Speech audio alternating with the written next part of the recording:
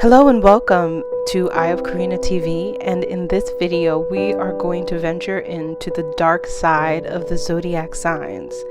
This is the 7 deadly sins. I wanted to create my own version of the dark side of the zodiac signs because it's such a big trend on YouTube, and I know that it serves people to understand the shadows of the zodiac signs.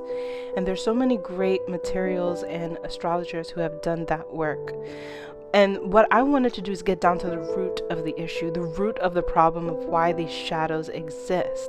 So together we are going to cross the bridge and integrate these two belief sets. While this is not an astrotheological video, it goes without saying that on this channel it's so important to me to integrate belief sets and to find the treasures that belong in all of them.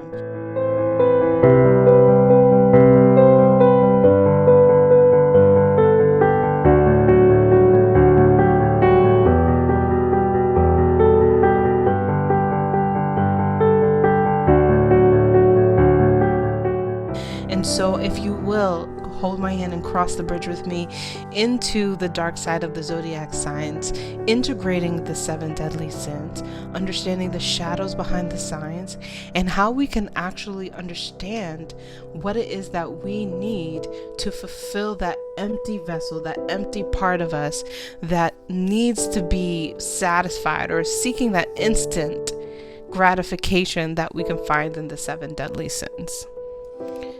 And while it is my intention to go very deep in this video, I want to be transparent with you and share with you that I'm on my own personal journey when it comes to this. And I do understand that we can turn the 7 sins into virtues, things that we can shift our lives and transform our lives to have a more fulfilling life. But still the question arises for me, even at the beginning of this video, if once you have acquired a fulfilling life, do you ever need to partake in the 7 sins? Are they there for us to indulge into instant gratification? Or are they like a deep rabbit hole, a deep well that once you fall all the way in that you can't really get out, or it's very difficult to get out? So these are some of the things that I still don't know, and I'm sharing with you that very here early on in the video. And I'd love to hear from you about your take on this video, as well as what do you think is the healthy way to incorporate the concept of shadows and sins into a satisfied and fulfilled life.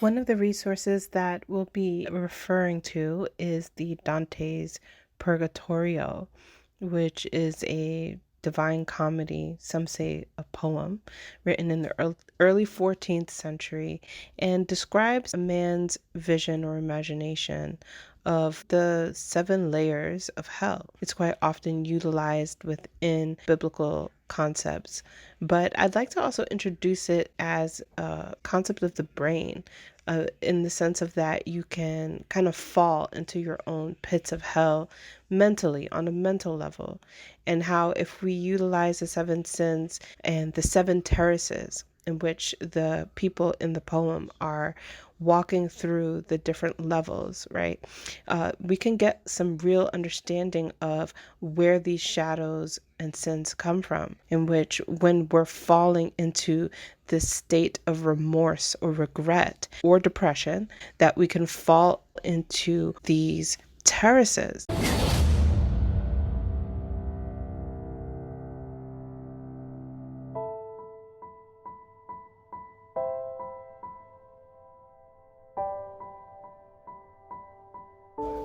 We're going to follow the 7 sins in order based off of the poem of Dante's Journey into Purgatory. And so we are actually looking at this from a very specific point of view, because this is a order of linear, right? And when you look at the terraces, you'll see that it's going up. It's going from the bottom and up in some depictions. But I also wanted to showcase how the terraces could also be going from the top to the bottom. This is very important because the very last one is lust, and you'll see that when we get to lust, we stress attention. So the thing about attention and where you put your eyes is also the concept of the lens and how the lens is flipped. So in purgatory, the lens is considered to be from the bottom to the top, but could also be considered from the top to the bottom, right? Because especially of that idea of plummeting down into hell, right? But that's also just a flip on the way that we can see things. So it's just something that I wanted to bring up for conversation. And this depiction, it also demonstrates how the 7 sins are connected to the planets. So again, if we saw it from a sense of hierarchy, there would be which planet is the one that starts the whole thing, which planet is the one that ends the whole thing. That's also to be discussed based off of, do you see it upright, do you see it linear, or do you see it flipped? And because the question of linear continues to be on the table, it also brings up the idea of how to overcome it. Do you actually have to go through it? Like how you use your eyes and all of the light is going through the eye. Is there something here where we have to understand that these 7 sins are something that is only way out is through it?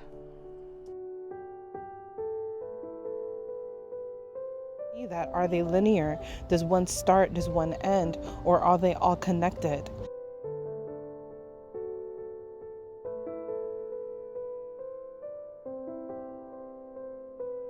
You will see that each zodiac sign, it has a tendency to go into one of the 7 sins, and based off of the planetary influences, we can get a better idea of what that would be. But again, I'm still going to showcase all of the zodiac signs for every single one, and I will highlight the ones that are connected to the planetary influences of the sins, and also the ones that I just feel have the tendency to go into these depths, as this is our version of the dark side of the zodiac signs.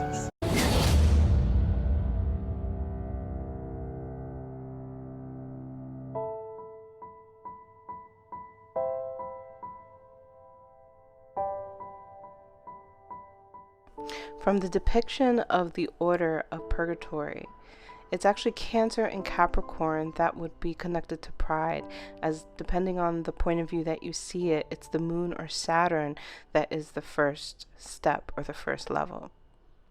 And now when we look at pride, we can also include Leo. These 3 signs have in common their connection to heritage, to loyalty, and to rulership. Cancer can be deeply connected to where we come from your country, and having pride of your country.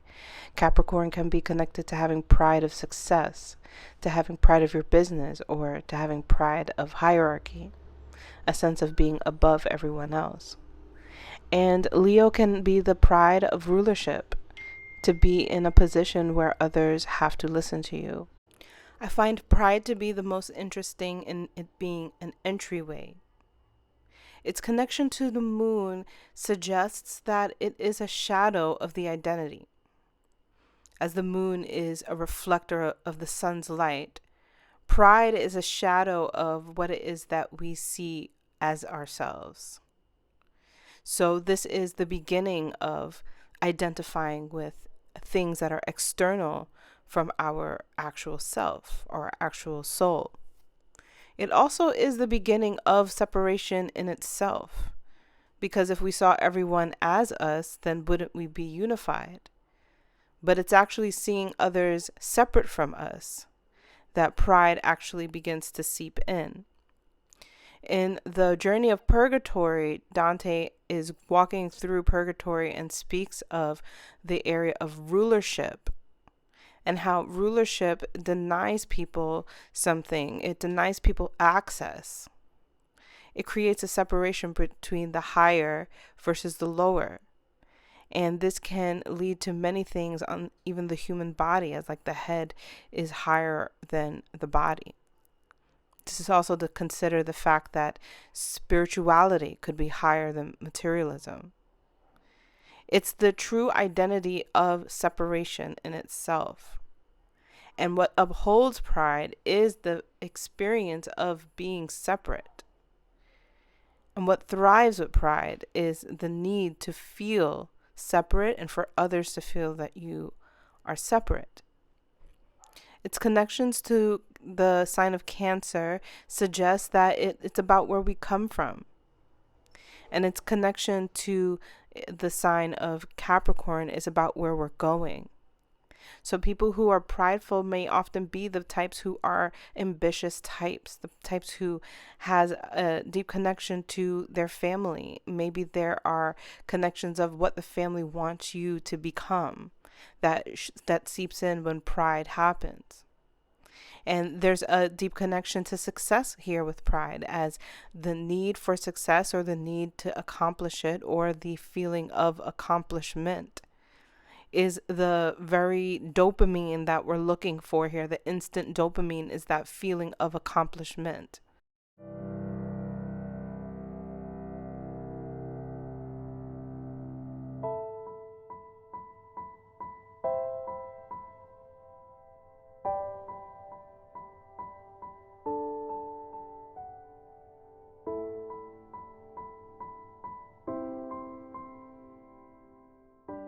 Which may suggest that where we have pride in our lives may actually expose where we don't feel accomplished.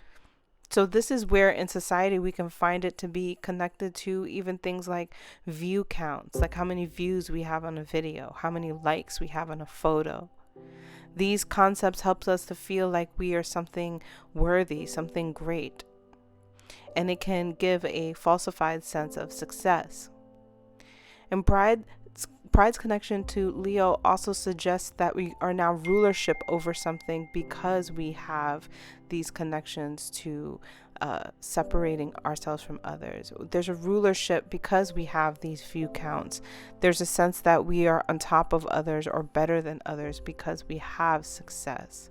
And there's a feeling of success because this is what was deeply connected to our family or what we mean to the family or what we mean to the future of our DNA or of our heritage.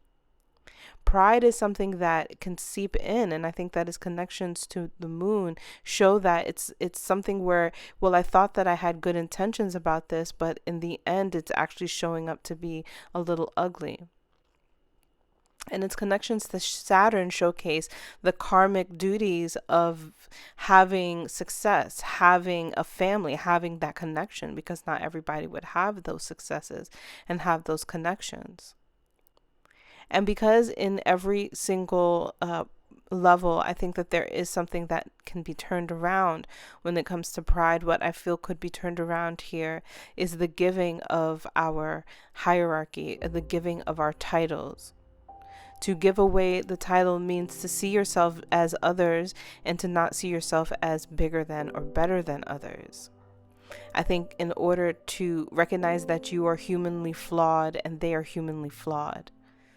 But then there's also the beauty of seeing how as humans you're also amazing and how everyone is equally amazing, so that you're giving the light to others as well.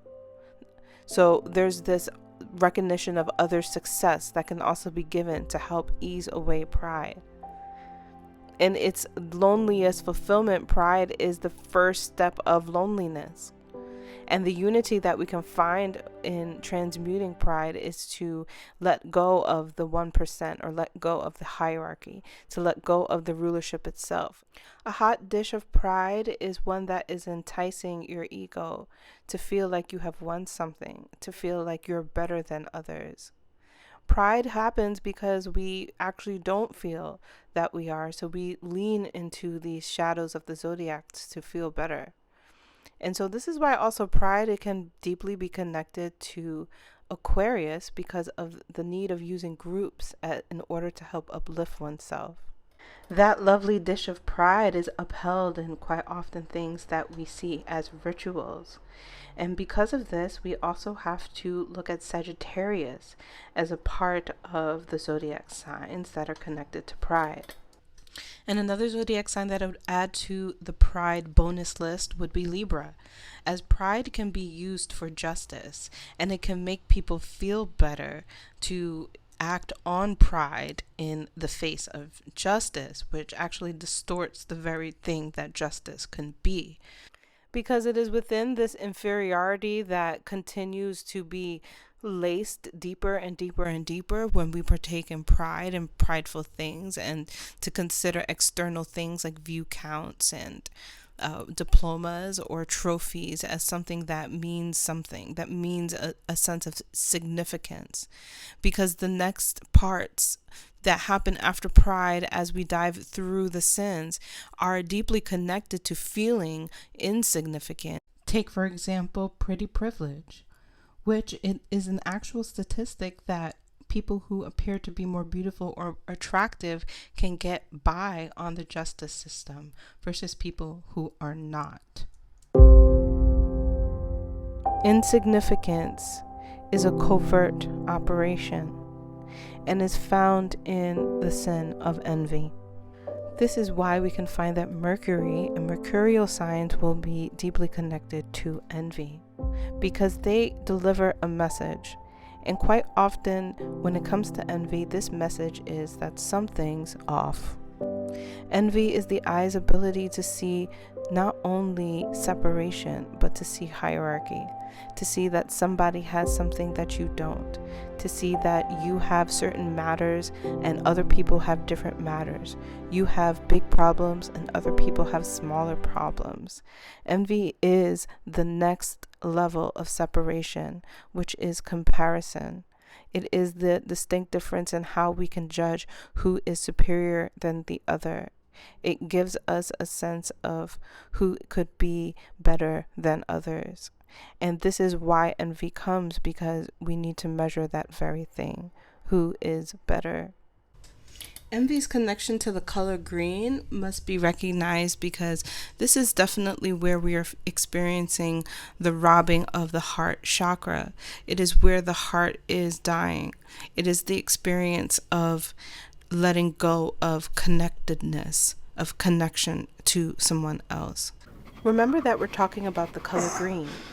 In this scene in Squid Games, the color green plays a different role, the role of money. And we understand here that the old man played a very important game of significance. And so he begins to dispel the concept and illusion around money. That the illusion of rich isn't necessarily happy. That rich people are soulless, that they're heartless, and specifically that they're bored. Envy can come from idleness. And this is why the mercurial signs also take the cake for envy. Being able to not do anything at all can create envy. Being bored has a lot to do with both sides of the spectrum. The issue here, or the picture here, is depicting the concept that the poor man and the rich man are the same. They both are envious of one another and want what the other have. It's the same concept of the grass is always greener. And out of the illusion of hierarchy that we get from pride comes envy, which is the concept that what somebody has is better than what I have. And we can see that this plagues you whether you are on the wealthier side of life or on the poverty side of life. So while these two illusions appear to be different, they again show that we are very much the same and we are equal. Equality itself is about the fact that we are human. It is about the fact that we are equally significant and insignificant. So the deep lack that comes from envy is a feeling of wealth, is a feeling of richness. And yet we tie and distort this concept of wealth and richness as connected to money and a lifestyle of money versus a lifestyle of love, connectedness, intimacy, and togetherness. If we were able to invite others, envy would not exist. A shortcut to freeing yourself from envy is to truly understand that comparison robs you of significance. It robs you of the sense of having significance. Comparison distorts significance. The thing that is appearing to be your enemy or your opposition becomes your God or authority. It is the very thing that is leading you towards your next action.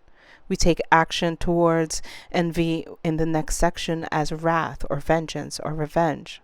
Would we even take that action if the opposition wasn't there?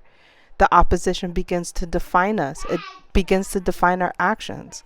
It's not us that's determining it. It's our reaction to the opposition that's now determining who we are. It's now determining our significance. The minute that someone says this person is better than you, sexier than you, anything more than you, you begin to unleash your own significance comparing to others. So the key for envy and jealousy and pride is not to fight for who you are. It may very much be to see how insignificant you really are. Try seeing how you aren't significant. This may very much detach you from seeing how your enemy isn't significant either. Just like the poor man and the rich man, that you're both the same, that you're both so little in this vast universe. Of course, we all know that you're even more than this material world, so you're even more beyond this universe.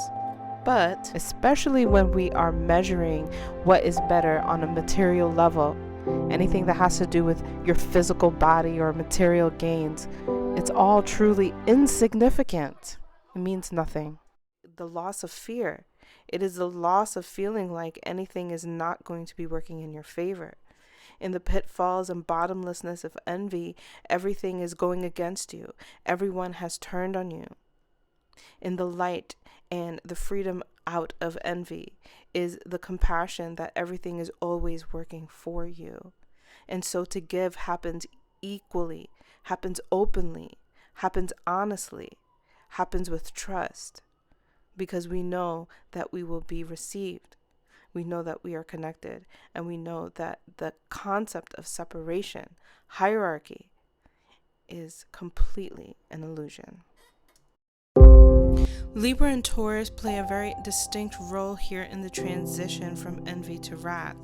Libra coming out of pride and envy, we turn into Taurus, where we will find the more anger, lava side of wrath, turning also into Aries, where we find the true need for vengeance or the true need to go to war.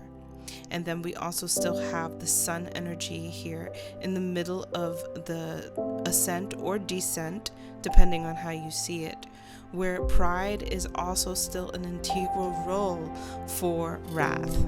At this point where the sun is intertwined between Venus and moving, we can recognize here that this is the metaphor, the concept of the king is dead. The ego, the prideful self is dead, and the mourning of that self begins.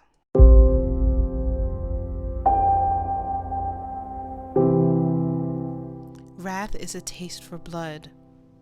After experiencing the death of the ego in pride, wrath is the experience of wanting to take out the person or the very entity, the thing that is separate, that has taken away its pride. Wrath is for the meat eaters. It is for the bloodthirsty ones. When we look at the plate of vengeance, we first see the true enticement of the sins. That bloodthirsty need is a desirable plate in the face of wrath.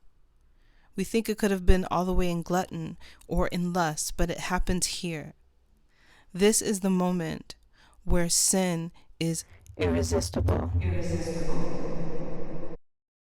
You lie!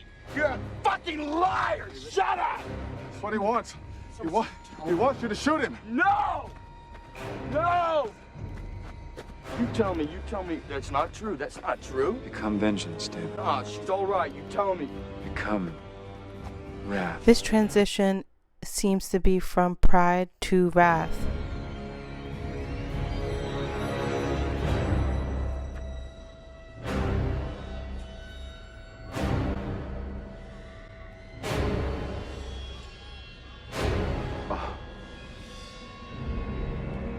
He didn't know.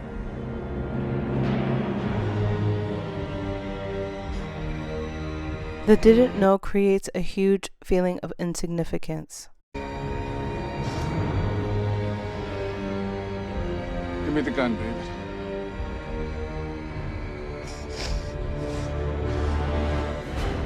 David. If you kill him, he will win. Winning is no longer appetizing enough because the feeling of loss is way stronger. Oh!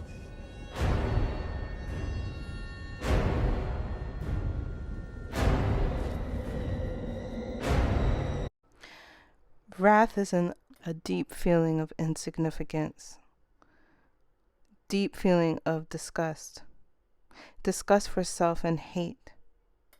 It does not have to have a face. It is a deep need of vengeance, one that comes from not feeling like you have won. It is the hopelessness of the loser. It is the recognition that one isn't as big as I thought they were. Wrath is on the spectrum of Mars and Venus. It can also include the sun. And for these reasons, the zodiac signs that are ruled by these planets will demonstrate how they are important to us when it comes to our sense of significance. Aries and Scorpio begin as they are ruled by Mars and show our capacity on what actions we would take in the face of anger. Aries has significance in the I am and sense of identity, and Scorpio has significance in the connection, the intimate connection and trust, the loyalty between two people. The fire signs except for Leo. We find that in Aries it's initiating wrath. It is a catalyst type of wrath. And we find in Sagittarius it is a resolved wrath. Now, other signs that are included here would be Taurus, as Taurus is a bridge from Aries, and Taurus naturally rules over Earth, which connects to wrath from its sense of volcanoes and lava. So Taurus becomes a bridge from envy into wrath. Then Taurus and Libra are added for the Venus spectrum, and they represent the sense of significance towards the things that we have. The other sign that is slept on but not recognized for having wrath is Cancer, because there's a level of the sign and the motion of Cancer that shows wrath through tears. And so a lot of people might see anger as something that's dry, but in a lot of ways, anger will show itself through water. And so if we come from that place of feeling like, how do we get out of this downward spiral?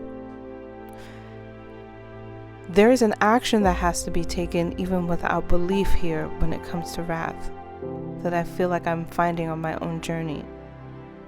It is the giving of significance back to others versus giving the feeling of insignificance back to others. It is the idea that you don't want to spite one part of yourself for the other.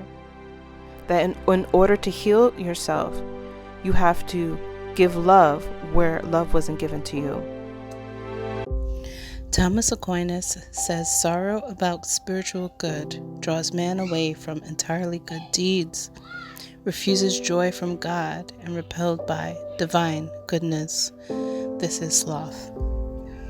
Being that we do etymology and the concepts of breaking down words on this channel along with astrology, I wanted to show you how sloth is very connected to the word slut. And this is based off of the concept of sound, in which when you say the two words that they both actually sound very similar.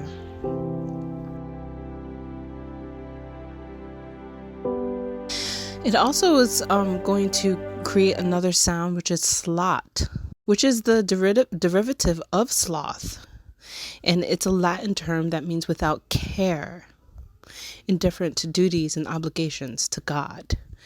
There's a sense here with sloth that there is an apathy, a disconnection from the higher self, a loss of spiritual aliveness, and maybe a sense of idleness. But there's just an overall sense of not moving. That's why people who are considered lazy are really judged for their sloth-likeness, their sense of not doing anything. They seem to not care or want to take care of themselves. There apparently is a a tendency for depression with this, but many people don't really dive into that when considering or judging somebody who deals with sloth. Quite often they're just seen as lazy and irrelevant to the finer things of life, maybe even beyond mediocre, lower than mediocre. But looking at sloth's connection again to the word S-L-U-T, the definition comes here as casual. So S-L-U-T, slut, is connected to casual sex. Casual also, when it comes to slut, is connected to casual sex, no emotions. So the no emotions part is the part that really dives deep into the sloth, that there is apathy, that there is no ability to connect to the emotional side of things. The overwhelmed feelings of sloth come from this feelings of I can't change anything. Overall essence with sloth of I should be doing this, but I won't do it. An attitude with sloth that has a lot to do with that. A powerlessness that comes from not being able to change anything, which deepens into a deeper sadness and the sense of passivity, inertia, idleness, and stagnancy. This is the mental state that is almost like the rotten state of pride, the mental state of over-deservedness, the fact that someone is entitled to something is coming to them, but from the sense of over-deservedness without giving, without needing to contribute. It's definitely important to have the sense of attraction and understand that we deserve things and that we are allowed things, but giving the sense that this comes from a place of contribution where it feels like it's giving back, it's reciprocation. So the attitude of the mental state of over-deservedness is one without reciprocation, one without contribution. Other signs that might be connected to this slothfulness we can find happens with Leo, as Leo is right here in that pivotal moment of shifting into the terraces, whether you're seeing it as descending or ascending. But the concept here that Leo can be like the resting king that does nothing. The other sign could be Libra, in the sense of Libra is the sense of attractiveness. The mental state or attitude of law of attraction is the glory of Libra, but in the state of slothfulness can be the mental state of over-deservedness, that one is supposed to have had this already kind of concepts. Now, the other one that goes without saying would be Capricorn. As we're moving more towards the top of the line, Capricorn is a secondary energy to slothfulness in the sense of loss of ambition, loss of connection to success, and loss of movement, almost being overcome by responsibility to the point that you are detached from any responsibility, even responsibility to self and to self-care. Which also goes to say that Virgo could be another level of slothfulness in recognizing the idleness that one can partake in. The fact that one is supposed to be in the glory of service that we see in Virgo, but can lose that sense of glory, lose that sense of being connected to a calling or something that's important that you need to. So then instead partake in every day is close to nothing. Behavior almost from the state of rebellion. Sagittarius and Pisces can both be added to the slothful behavior. This is due to that sense of attitude that we can find here, similar to Libra in the over-deservedness, but more on Sagittarius and Pisces, we find the Jupiterian, the know-it-all, the above-it-all type of energy. You can also find that in the attitude of Aquarius, the shadow side of being detached, can also slow you down. So slothfulness has a deep level of not having care. And so this is why a good amount of the zodiac can fall into these places. So I think it's important to talk about why certain ones won't fall into them. For instance, Aries and Cancer are both deeply connected to caring.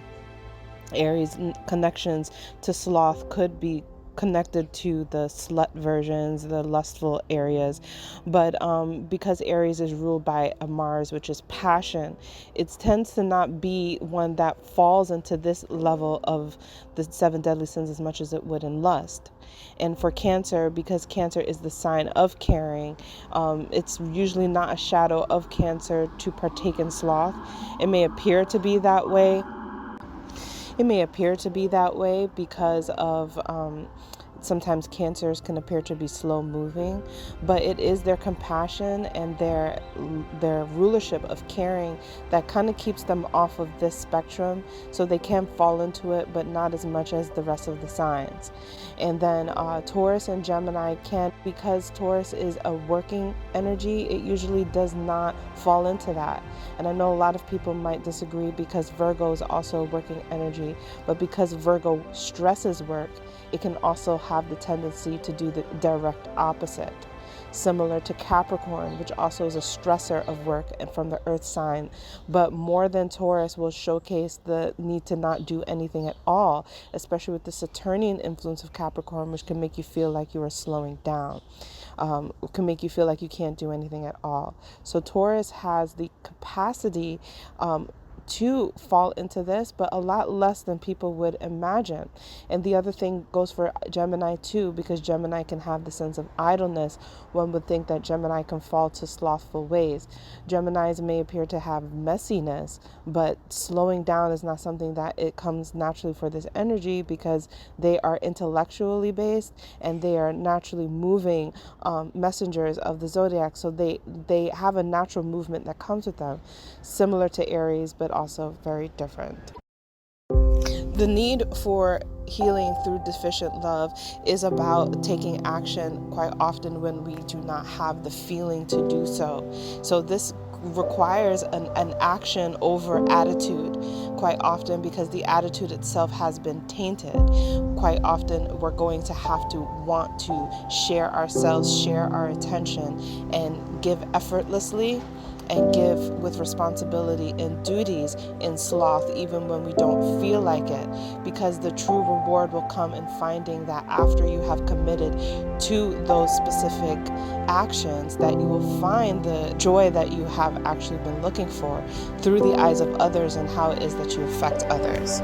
So with sloth, there's the need to give back, the need to give back your life force, to give others your life, to give others your attention, to give others your talents, to share your talents, to be open, to be vulnerable with your insecurities. So with sloth, there is the understanding that one is deeply unmotivated for lack of true love of self and true love of others. This comes from out of the perverted love, so they really have lost any sense of foundational love. So when you come into sloth, which is why a lot of the zodiac signs fall into this area, we're showing a side of a deficient love. And so a lot of the times we find that we overcompensate. We overcompensate for this deficient love. We look for things that would appear to be loving to us, but they are quite often not real, fake, external, superficial. And so this is where deficient love, which is the loss of care, starts to turn into excessive love. Giving up the eternal thing for the temporary thing. From the simplest concept of you don't want to spoil your appetite. You don't want to give up what could be instantly gratifying for something that you could lose on a long-term basis. For example, your health. Choosing to partake in something like smoking would be something that would be considered, especially when you want to look at the long term of things. Something like choosing to cheat on your partner would be something that you would want to look at when you are choosing to make decisions upon the long term effects of things. Greed, an intense and selfish desire for something, especially wealth, power, or food. Avarice.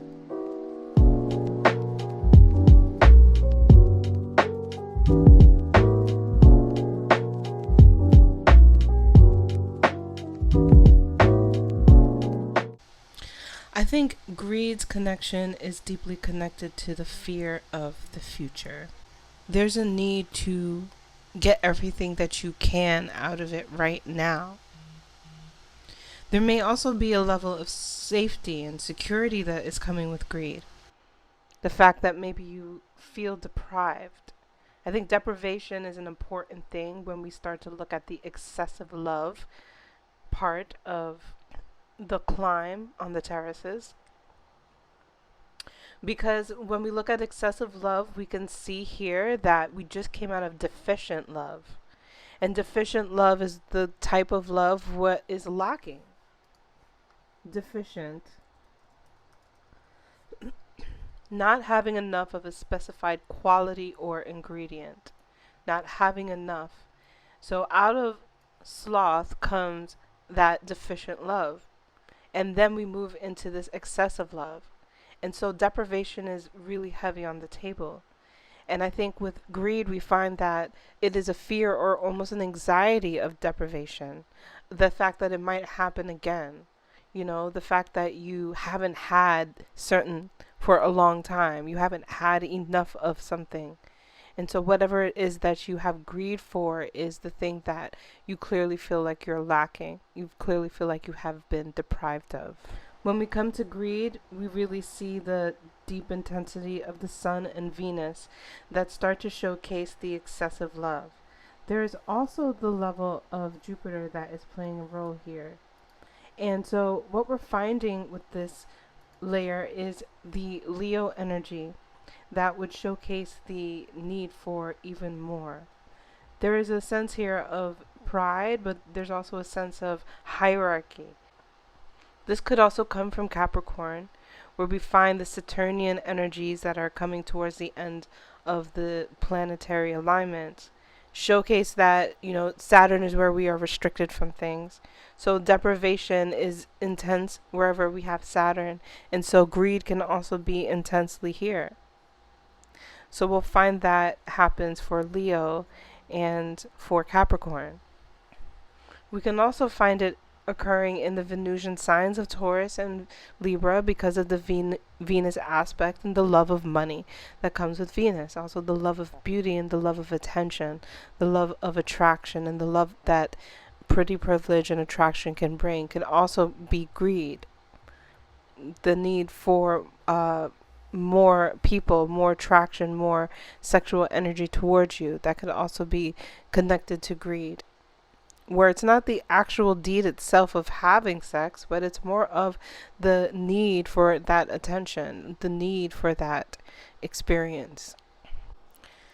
In Dante's Purgatorio, the line that sticks out to me is, "I drew the sponge from the water without filling it." And this line speaks to me in the sense that in order to overcome the greed, we have to be able to recognize where the deprivation and the fear of deprivation is plaguing us. And so the need for more than you need is what ends up happening. So keeping in mind to act on the space of giving again here with greed, to give more of what you have, maybe knowing that you are going to get it back. In its most highest form, greed would be connected to the Scorpio aspect of us, the parts of us that invest into other people.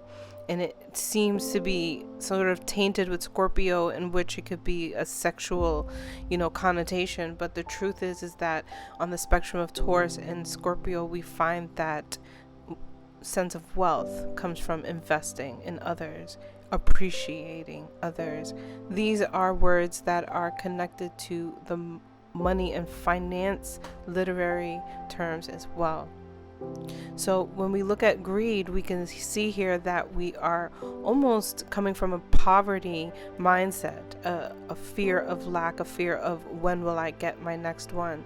And so the turnaround that comes from greed is the ability to give back, very similarly to many of these other ahas from the 7 sins, is to turn it around by giving back, in which even if you are down to maybe your last dollar, the true test of your own ability to have trust in your ability to attract money again, to attract abundance again, is not laced or attached to material goods. And it is in greed where we are really binded to the material good, the actual manifestation of something, to prove something. As if you holding a diamond proves that you earned it, when in any sort of depiction you could have earned it, or someone could have given it to you to borrow, or you could have stolen it. But we can't really tell just by someone holding a diamond. The only way to actually know is to invest and to dig deeper. So greed is very much connected to the sense of what things are appearing to be on the material world, what the superficial concepts of what the material world has when it comes to meaning anything. Does it mean anything? Because you have certain things? The attachment to the material things only continues to prove that you are not the source of your own creation, of your own frequency, of your own ability to attract an abundance. And that all that you have in front of you is proof of your sourcefulness or of your resourcefulness. So the signs that are connected to greed are the zodiac signs of Taurus and Scorpio. As we've said, this is the axis of wealth and money and income, and the concept of investing. When we see these concepts turned around, we find hoarding to happen very deeply here. Greed on a monetary basis also to happen deeply here on this axis of Taurus and Scorpio. We're also going to find criminal activity, which is coming out of the spectrum of Scorpio, but still on the axis of Taurus and Scorpio. The need to do whatever it takes in order to get that thing, to get more of it. Even if you already have enough, that also becomes an important measure here. But even if you don't have it, the need to get it and to get more of it. Greed also happens on the axis of Cancer and Capricorn. Capricorn, being a sign of business, tends to be someone who has achieved success but now exploits that achievement and now becomes greedy for either more success or for the things that success brings, the great side effects that success can bring. Someone can be greedy on that level, and this is where Capricorn can show that. And on the spectrum of Capricorn and Cancer, Cancer is another sign that is connected to nourishment, which means food. So both Cancer and Taurus both share the concepts of greed for food and wanting more than you actually need. And so here we can find this deprivation comes from maybe a fear of hunger or just not wanting to share food, right? So there's this hoarding that's overall happening when it comes to material things and specifically money and food on these zodiac signs. With the attachment to the material world, we can find that the lack that is also happening with greed may be a fear of the future, but also the fear of death itself. The fear of whatever happens after this is over. This is it, that you only live once kind of idea. So with greed, we can find that is where the motivation and the intention and the dish of greed that is very salacious looks to us, in which only now, it's almost like basking in the now, basking in all that you have right now, in which the present itself is very much so that moment. But if the present itself is still laced in the fear of the future, then are you truly living, or are you still more just living in the future? Are you living in the now, or are you living in the future? And so this is where this lack starts to expose itself.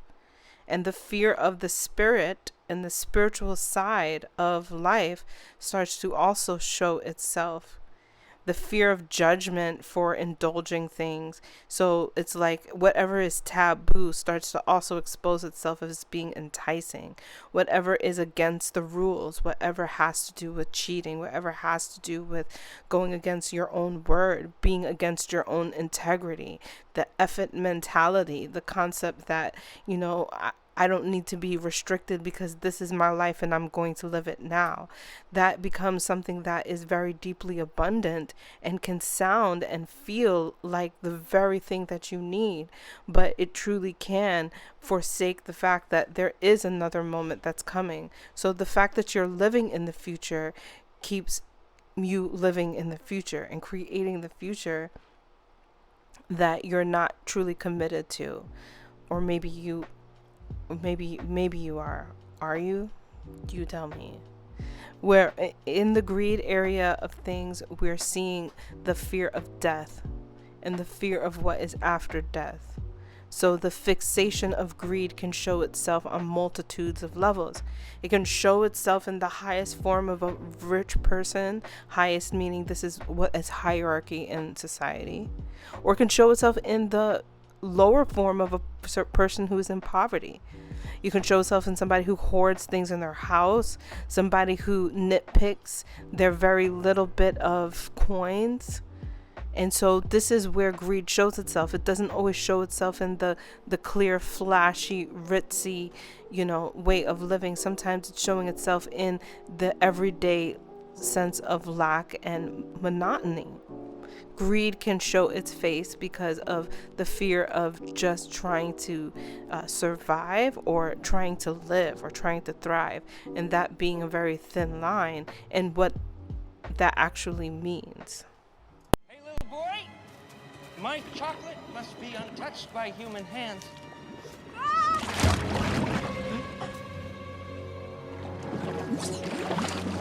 So if greed is the attachment to material things, then is gluttony connected to how we lifestyle ourselves towards those material things? Meaning that if gluttony is an act of rebellion against obedience and discipline, then the concept here is that we're trying to avoid authority. But what replaces the authority that you're avoiding is the authority of the material things, that they become your security, your comfort, and what's normal. So there's still there's only a replacement of authority.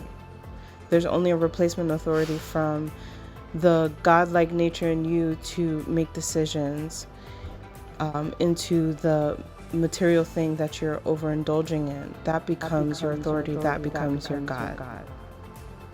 Things like lust and greed are way more accepted in society, but gluttony is not. So there's either this evaluation to accept them all and to see them all as human traits, human shadows and sins, or to work on making them all be a platform for improving these areas of life so that we live a more fulfilling life instead of one that continues to be a downward cycle of lacking. And what is really lacking with the movement today is the connection to spirit and what could truly be something that motivates you, versus and gives you pleasure versus the things that are just material or physically based. So it exposes our deep attachment to the material and physical world. And it showcases the socio-political politics of what is accepted and what isn't, creating a lot of these, deep conversations of kind of the same pitter-patter, like the Mad Hatter at the table in Alice in Wonderland. The rabbit hole continues to create its own, depth. It's like it creates its own well because of the fact that it's a deep attachment to the material, while you think that you're separate from somebody over, fighting over what is materially accepted or not, right? Basically love versus lust, or lust versus, gluttony, or greed. While you're fighting over these things and what is accepted, you don't realize that you're just both creating, together this synchronized dig into the chaos and confusion of the material world. So when we start to look at physical bodies and judge them of what is acceptable or not, it creates one of these rabbit holes, one of these wells, or even one of these wormholes, bringing you into a mental state of chaos and confusion and depth and depression because of the feeling of not feeling significant, right? So we're now going through the terraces, the feeling of not feeling significant, the feeling of being compared as the winner or, the loser, the feeling of losing. And then now we come into the place of, because you feel that you have lost, you don't deserve love, or you're not getting the right type of love. And then you grow into the excessive love. You grow into the overcompensation of what you could not swallow, which was the fact that you lost, that the ego died. So this entire journey all the way up into gluttony is this over excessive act because of the lack of deficient love, the lack of true love. And so what we have created here is either a rabbit hole that is going deeper, or we're creating a breakthrough in the ceiling. Gluttony comes from deprivation for periods of time, so that when you finally get what you're wanting, you are almost bottomless. So the issue of gluttony is the past lack, the lack that you actually had, right? And so there's also the fear of not having again as well. This could also be connected to greed. I think some people might agree that this shows up in greed as well. The other aspect of gluttony that's interesting is because gluttony and greed are very similar, except one is specific for money, one is specific for food. So you'll see that with gluttony, it's the level, the capacity to be able to eat as much as you want. And sometimes you can eat, like somebody can eat. I have eaten so much that, the body is in pain. Your stomach hurts.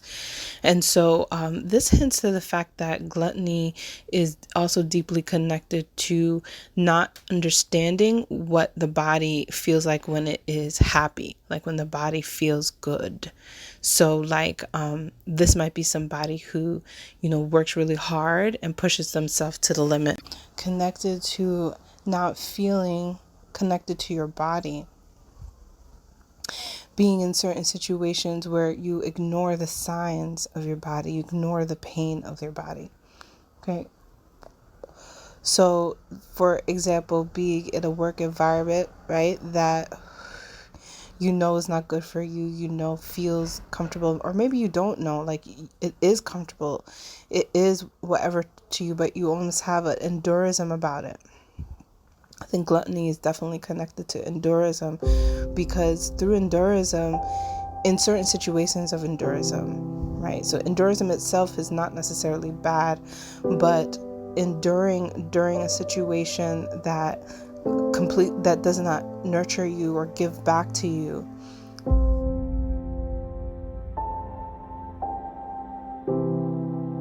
For example, even, just being, a stay-at-home mom, somebody who loves and cares for their child and wants to take care of them, but is enduring that because they're not able to take care of themselves, right?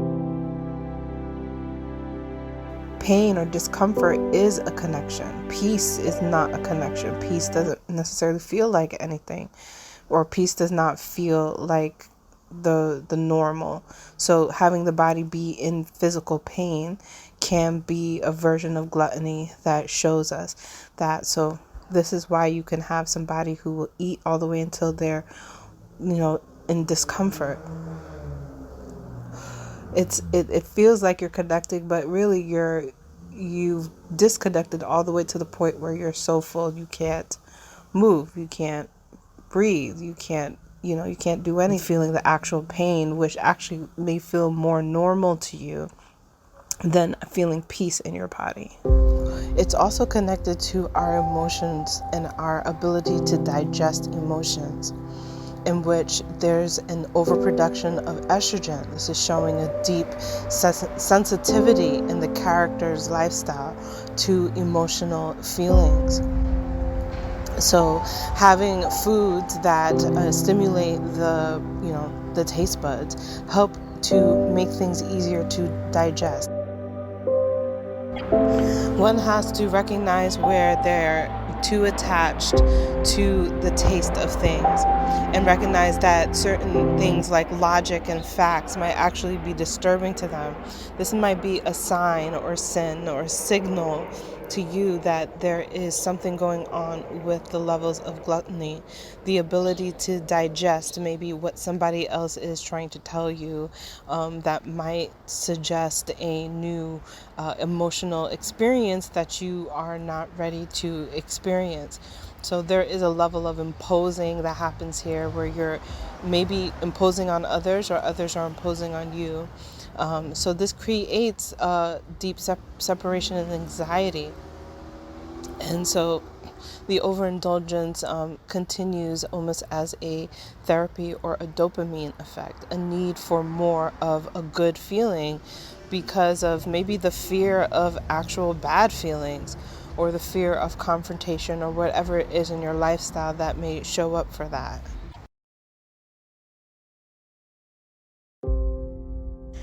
I think that there's some sort of pattern here that's happening with, as you journey from pride towards gluttony, a lot of the solutions are coming up to be giving, but as you get closer to the end of the journey, it starts to be way more personal, way more self-oriented. And so at gluttony, we're discovering a sense of putting yourself in the space of dopamine. But that self isn't just your physical body, it's also your soul and your mind and your emotional self, and kind of creating a replacement to that dopamine, which is, living, spirit living.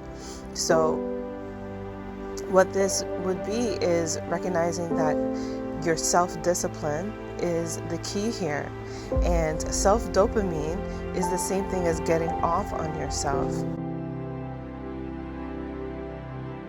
Okay, so this would be the concept of masturbation. And this is why I'm saying, like, when you go through the terraces, it's about everyone else. And as you get closer to excessive love, it starts to become about just you. And so here, the word masturbation can be seen in a very specific way, a more generalized way than the way you thought it when I just first said it, which is that masturbation is mastering over your body and your body's needs and emotional needs, and being able to kind of be the conductor of how you take care in yourself, which is going to be the truest love, is how you take care in yourself. So here at Gluttony, we find that this is what we are needing to do. We're needing to take the driver's seat of the body and start to conduct the body in understanding that you have very specific needs. You do have sexual needs, you do have needs for food and nutrition, but you also have spiritual needs, you also have soulful needs, you have, materialized success needs. You have all of these needs, and you are the one who's making the decisions for those needs versus the external pleasures. So you take back the control, you take back the reins. I find it interesting that you can have the parallels of the 7 sins and the 7 chakras. There must be some answer to the 7 sins having virtues, values, something that you can turn around, something that you can pull yourself out of and actually find the true fulfillment that you came here to find.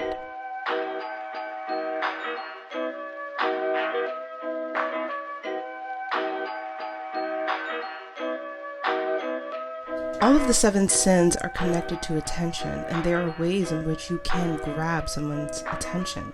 You can grab someone's attention by being a murderer and taking out your wrath onto someone. You can grab someone's attention by being a glutton, and by people seeing what that looks like on the outside.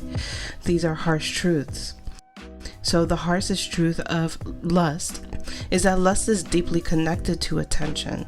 And that's why the zodiac signs that are connected to lust have a lot to do with where you put your attention to, which you can use your eyes, right? You can also use your mind, your beliefs, and your faiths against. And this is why attention is an important part of lust. Because lust is an overindulgence of your attention. When it comes to lust, we are actually uncovering our true relationship to our desires. And lust is almost like a naivety. And thus, this actually gives a real different perspective of the climb or the descent on these terraces.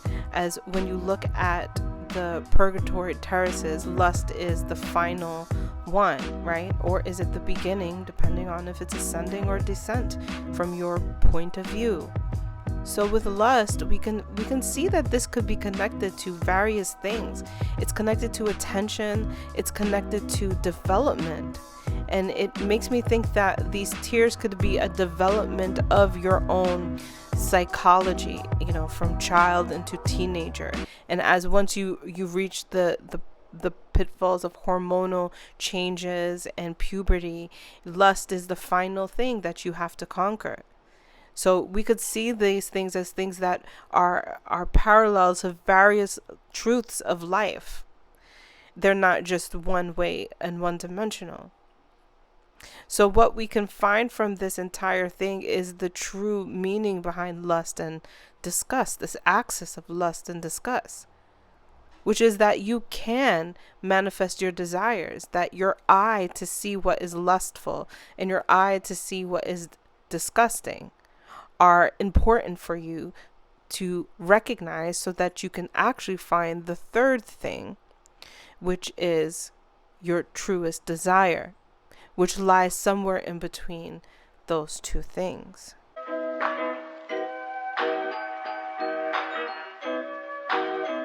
How your eyes can shape your brain.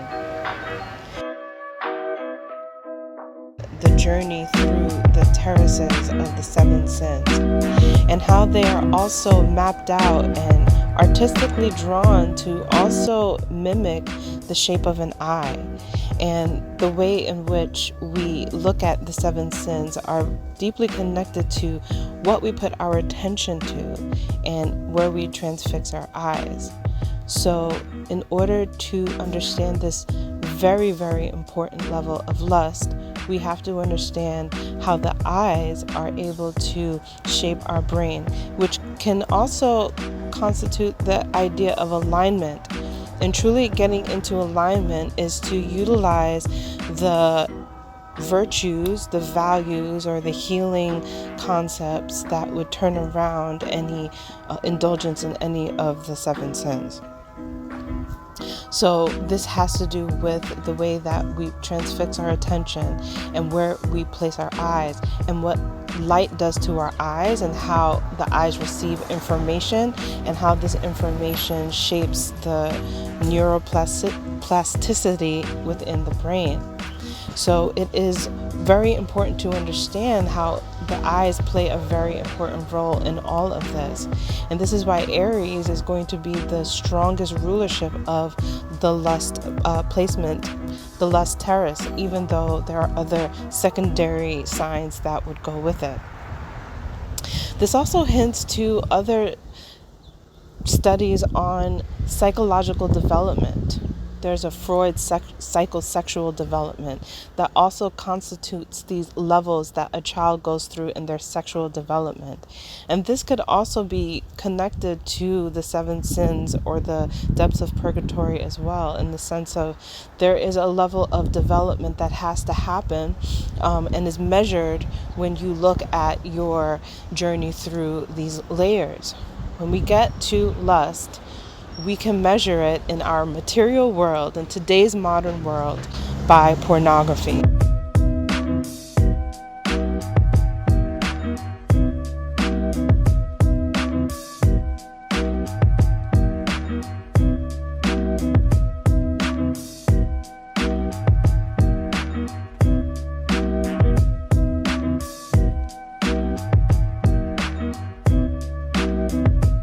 Why is that?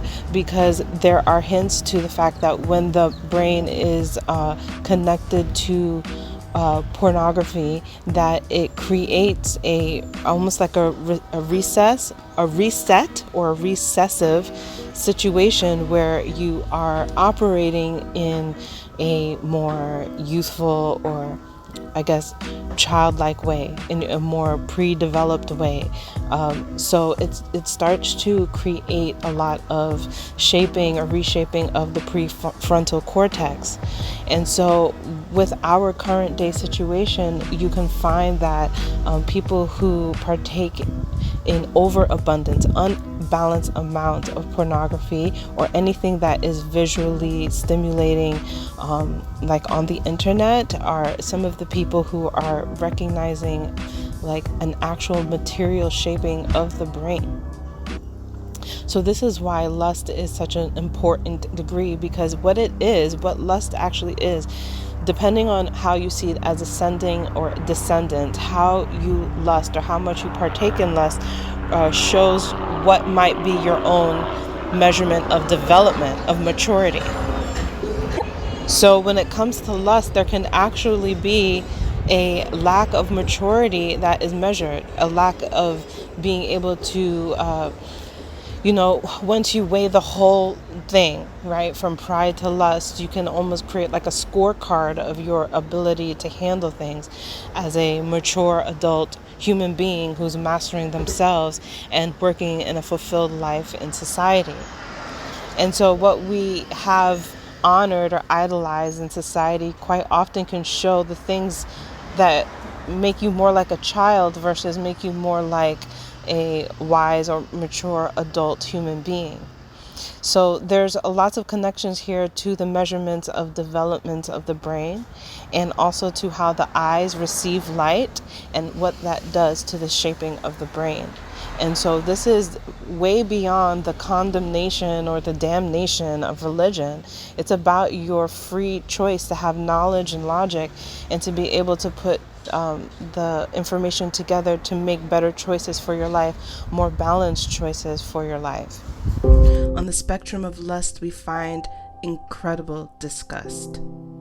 And this is where someone who is participating in lustful things can be judged as being a diseased, bearing individual. Lust grabs and unites the oppositional concept that if you overindulge your attention into things that you desire, right, you become completely ready for the opposite and direct reaction of that opposite to come forward. And so while this might seem like a threat or a karmic thing that I'm trying to say to you, or condemnation, what I'm actually saying is that the exact reaction will be coming from you. The exact reaction and opposite of lust is disgust. And so if you put a lot of your attention into something that you lust, you also will put a lot of your attention to the things that disgust you, in which your own attention is slightly disfigured, is slightly imbalanced. You're unable to see how it is that you can connect the fact that the things that you lust for are connected to the things that you underappreciate, the things that you undervalue, and how the objects or the people in your life that fall more on the spectrum of disgust are even more heavier on that light because of the things that you have partaken in that are lustful. Because lust is this delicious dish of instant gratification. Your expectations are warped, your illusions are uplifted, and you're unable to see that the true reality and the true thing that is supposed to be appreciated is the very thing that you put your attention towards: disgust. Here's a 4-letter word that we can't really say on YouTube, but I wanted to talk about my own indulgence in this 4-letter word. And while I could talk about the sexual aspect, I'd like to talk about a different one, which is my indulgence in basically man-hating P word.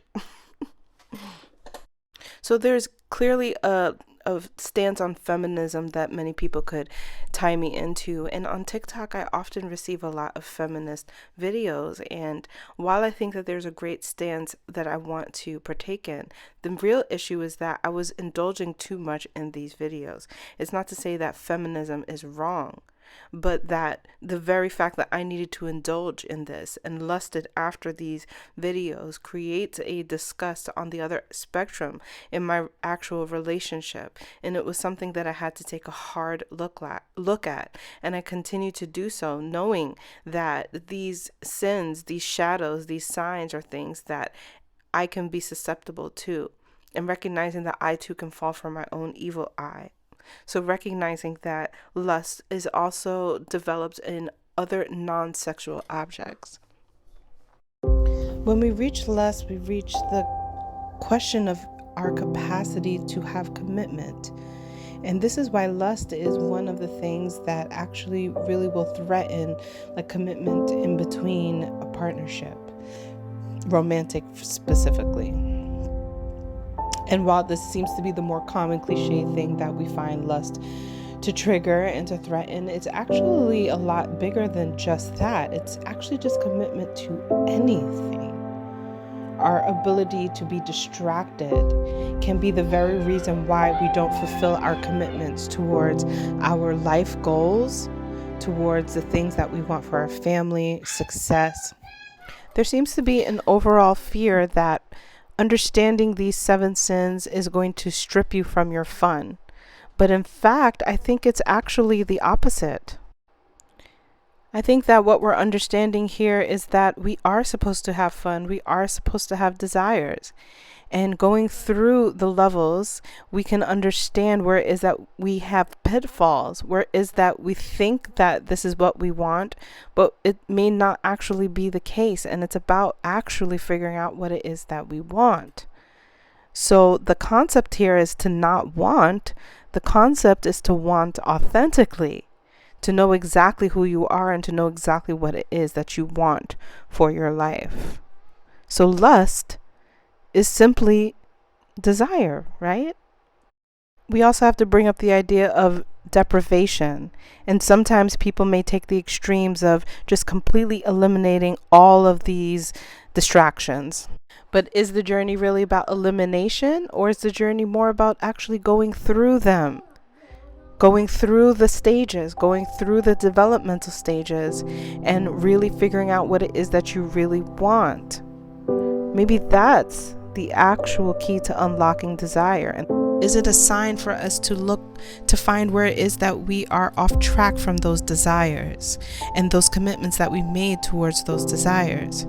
It is okay for us to have the right to desire, and it is okay to go after our desires. But the problem may be if we can properly see them or understand them. We have to keep digging for what we really want, to know what it is that we really want. And also know that once we have fulfilled something, that we may go through the stages again of development in going towards that next desire.